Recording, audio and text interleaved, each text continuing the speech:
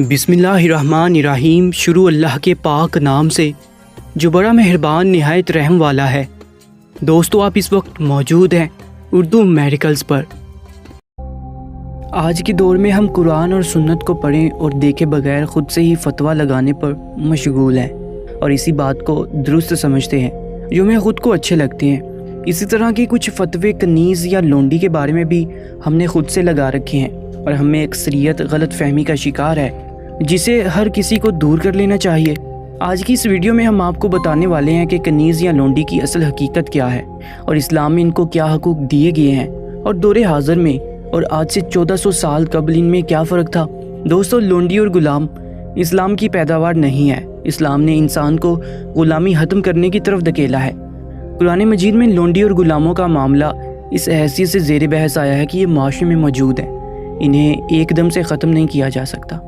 चुनांचे जब तक ये माशरे में मौजूद हैं उस वक्त तक के लिए इस्लाम ने इस बात को कबूल किया है कि लोंडी और गुलामों आका उनसे अपना कामकाज ज़रूर करवा सकते हैं। चुनांचे उनकी लाजिम ज़रूरियात को ऐसे तरीके से पूरा करना आकाओं की ज़िम्मेदारी करार दी गई है। एक आदमी कितने गुलाम और कितनी लोंडियाँ रखे इसका फ़ैसला हमेशा से इंसान ने खुद ही किया है। इस्लाम में इसने कोई मुदाखलत नहीं की है, उसने बस इसके साथ हुस्न सलूक की तालीम दी है और उन्हें आज़ाद करना एक बड़ी नेकी करार दिया है। और इस हवाले से कुछ मज़ीद इक़दामात भी किए गए हैं। सबसे पहले हमें ये जान लेना चाहिए कि एक लोंडी जिसके साथ इंसान एक ज़माने में अपनी जिनसी ताल्लुकात रखा करते थे उसमें और उसकी बीवी में क्या फ़र्क होता है। सबसे पहले आप ये जान लीजिए, जिनसी मिलाप के लिए मशर्ती, कानूनी और मजहबी मंजूरी के लिए जो लफ्ज़ आम तौर पर मशहूर है वो निकाह या शादी है। एक मर्द या औरत जब शादी करते हैं तो वो गोया पूरे माशरे में ऐलान करते हैं कि वो एक दूसरे के मियाँ बीवी हैं और उनके जिनसी मिलाप के हक़ को पूरा माशरा, उनके तमाम रिश्तेदार, हुकूमत और उनका मज़हब तक तस्लीम करता है। और औरत का जो बच्चा होगा उसके बारे में तस्लीम किया जाएगा कि वो उसके मियाँ का बच्चा है और उस बच्चे की कफ़ालत की ज़िम्मेदारी उसके मियाँ की होगी और उस बच्चे के साथ क्या नाम लगेगा वो भी उसके मियाँ का ही लगेगा क्योंकि वो उसी का बेटा है। ये एक ऐसा नुक्ता है जिस पर ज़्यादा बहस करने की ज़रूरत नहीं है और इस पर तकरीबन दुनिया के तमाम तहज़ीबों और मज़ाहिब की इत्तफ़ाक़ी राय पाई जाती है। यानी इत्तफ़ाक़ पहले पाया जाता है कि आज के दौर में मग़रबी तहज़ीब ने उसके मानी मुकम्मल तौर पर बदल दिए हैं। आज के मग़रिब में जिनसी मिलाप के लिए मशर्ती और मग़रबी मंजूरी ज़रूरी नहीं है और कानून की तरफ से सिरे से कोई पाबंदी नहीं है। मग़रिब में शादी के बगैर जिनसी मिलाप को जायज़ समझा जाता है। शादी का मतलब वहाँ पर यह होता है कि जो शख्स शादी कर ले वो सिर्फ़ अपने पार्टनर के साथ जिनसी ताल्लुकात कायम रख सकता है, उसे किसी और के साथ जिनसी मिलाप की इजाज़त नहीं है और शादीशुदा ना होने की सूरत में जिससे चाहे जिनसी मिलाप की आज़ादी होती है। दोस्तों, पुरानी तहज़ीबों में और आज के दौर में ख़ास तौर पर इस्लाम के मामले में सूरत इसके बिल्कुल बरक्स है। यहाँ पर जिनसी मिलाप बग़ैर शादी के जायज़ ही नहीं है। शादी के बाद उसे जिनसी मिलाप का लाइसेंस मिल सकता है, लेकिन सिर्फ़ उसके साथ जिससे निकाह हुआ हो।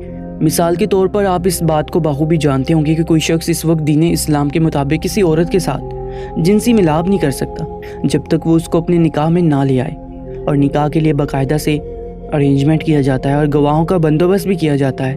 पुरानी तहज़ीबों में आज के इस्लाम में यही खूबसूरत बात है कि कोई मर्द औरत के साथ इस तरह से ज़्यादती नहीं कर सकता जिस तरह से मग़रिब में की जाती थी और औरत को टिश्यू पेपर के तौर पर इस्तेमाल किया जाता है।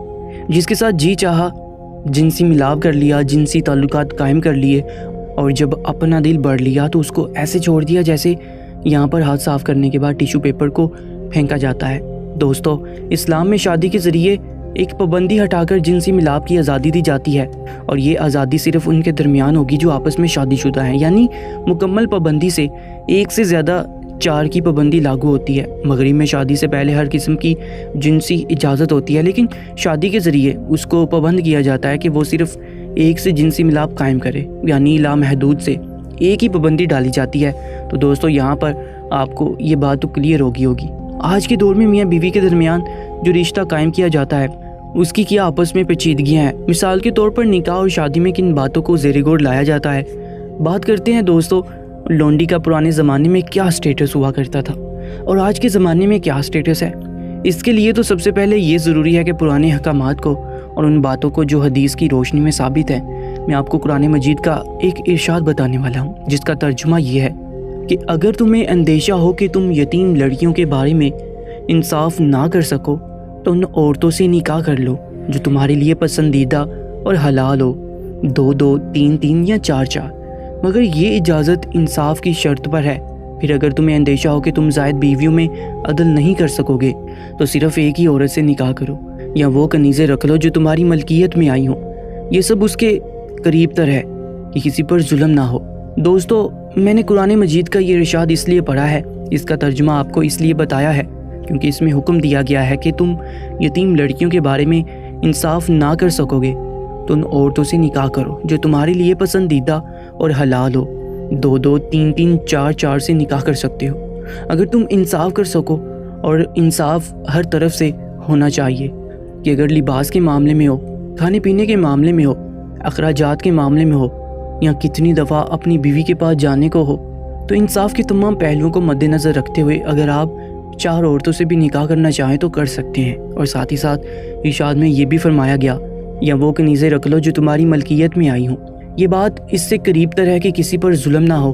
ظلم کرنے کی قطعاً اجازت نہیں۔ اسلام میں جو کنیزیں تمہاری ملکیت میں آئی ہوں ان کے ساتھ تم رہ سکتے ہو۔ دوستو، اس آیت مبارکہ سے ثابت ہوا کہ 4 شادیوں کی اجازت اسی صورت میں ہے کہ اگر تم ان سب میں انصاف رکھ سکتے ہو، ورنہ ایک شادی کرو اور اگر تمہارے پاس کنیز ہے تو ظلم اور ان میں انصاف کا اندیشہ نہیں ہونا چاہیے۔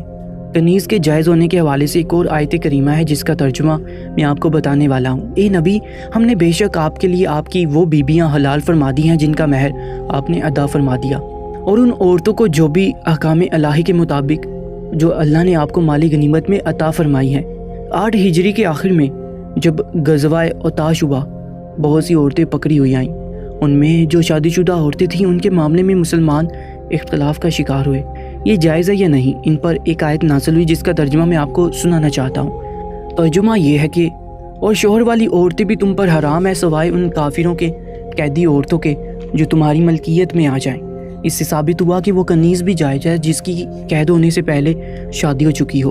ایک جگہ مومنوں کی صفات بیان کرتے ہوئے ارشاد ہوا ہے، ترجمہ، اور جو اپنی شرم گاہوں کی حفاظت کرتے رہتے ہیں سوائے اپنی بیویوں کے یا ان باندیوں کے جو ان کے ہاتھوں کی مملکت ہیں، بے شک احکام شریعت کے مطابق ان کے پاس جانے سے ان پر کوئی ولابت نہیں، اور جو ان کے 2 کے سوا چاہے کوئی اور چاہے وہی حد سے بڑھنے والے ہیں۔ اس سے ثابت ہوا کہ مسلمان کے لیے کنیز اور بیوی کے علاوہ تمام عورتیں ناجائز ہیں۔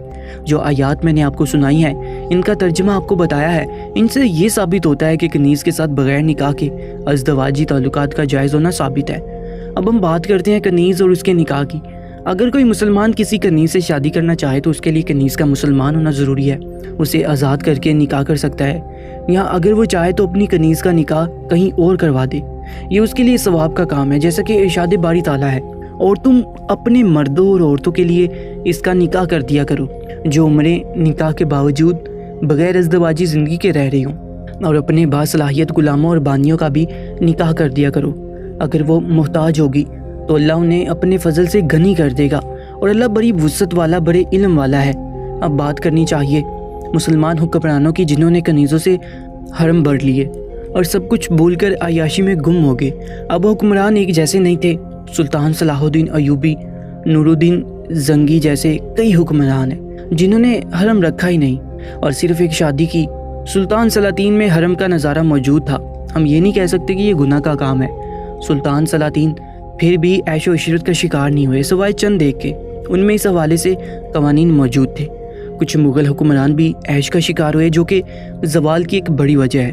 ان کو روز نئی کنیز کی طلب ہوتی، لیکن اگر ہر کام اعتدال میں رہ کر کیا جائے تو نقصانات سے بچا جا سکتا ہے۔ دوستو، اس ویڈیو کا مقصد یہ ہے کہ آپ کو بتایا جائے کہ ایک وہ عورت جس سے ہم نکاح کرتے ہیں اس میں اور ایک کنیز یا لونڈی میں کیا فرق ہے۔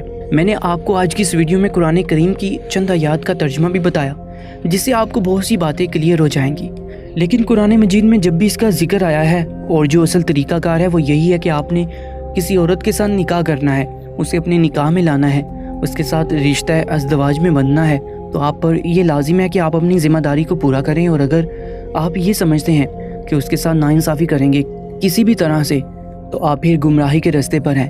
اپنی ذمہ داریوں کو پورا کرنا ہوگا، اور جتنا بھی دین اسلام میں آپ کو کہا ہے جو آپ کے فرائض ہیں وہ آپ کو سر انجام دینے ہوں گے، اور اگر آپ یہ سوچتے ہیں کہ آپ ایک ہی بجائے 2 3 4 بیویوں کا بندوبست کر سکتے ہیں اور ان کے ساتھ ہر طریقے سے انصاف کر سکتے ہیں، تو قرآن کریم کے مطابق ہی آپ 4 شادیاں کر سکتے ہیں۔ لیکن اگر آپ کے پاس اتنے اخراجات اٹھانے کی سکت نہیں ہے، صحت اتنی نہیں ہے کہ آپ ہر بیوی کو ایک جتنا وقت دے دیں یا اس کا اتنا خیال رکھ سکیں، تو پھر آپ کے لیے قطعی طور پر جائز نہیں ہے۔ دوستو، ہم امید کرتے ہیں کہ آج کی اس ویڈیو سے آپ نے بہت کچھ سیکھا ہوگا۔ مزید ایسی ہی ویڈیوز کے لیے ہمارے یوٹیوب چینل اردو میریکلز کو سبسکرائب کر لیجیے گا۔ اپنا بہت زیادہ خیال رکھیں۔ اللہ نگہبان۔